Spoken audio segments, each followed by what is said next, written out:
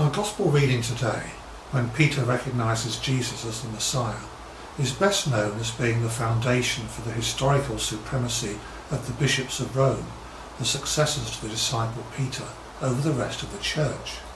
I could talk a great deal about how and why that came about, and how it's been challenged so that now we have a proliferation of churches who have to learn to live with each other, but that's not for today.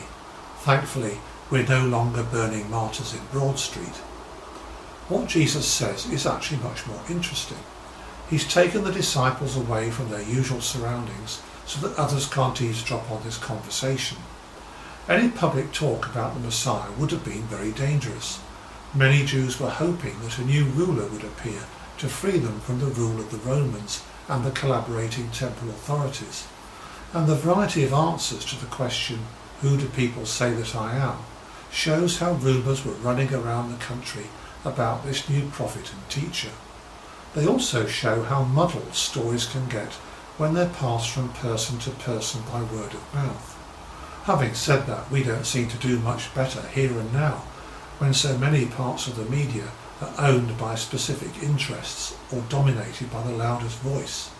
How, I wonder, would Jesus be received if he were to appear today? What the answers do show is that people realised that Jesus was exceptional, but they did not understand who he really was. Jesus then asked the disciples, and it is perhaps predictably Peter who's the first to say what he thinks. Isn't that just typical of Peter, impetuous, passionate and committed? I think it's a bit sad that we don't get a chance to hear what the other disciples thought. Were they all in agreement? Perhaps they were glad that Peter spoke first, as they were more afraid of getting it wrong. Or did they really not understand at all? We'll never know. What we do know is the generosity of Jesus' response.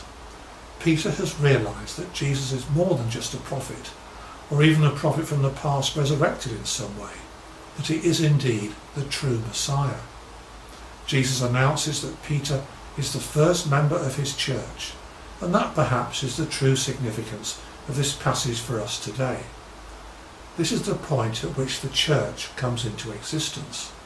Here Jesus announces that he will build a new sort of community, not just rebuild the old temple with all its rituals and ceremonies, but something quite new, where all those who give their allegiance to Jesus will be welcome.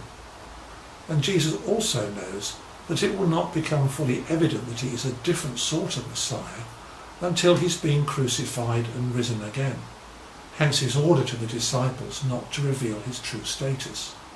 Again, if a hint of what he was claiming got out to the authorities, they would have made sure that he never got to Jerusalem to fulfill his destiny. We today are the inheritors of that dialogue between Jesus and Peter. By recognising Jesus as the Messiah, the Son of the living God, we too are received into the community of all believers, which makes up the church.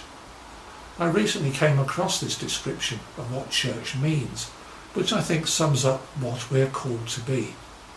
A loving, supportive, forgiving, patient, challenging, truth-telling community whose members encourage each other to grow in likeness to Jesus. Of course, no one will ever be quite like Jesus, but that's no excuse for not trying.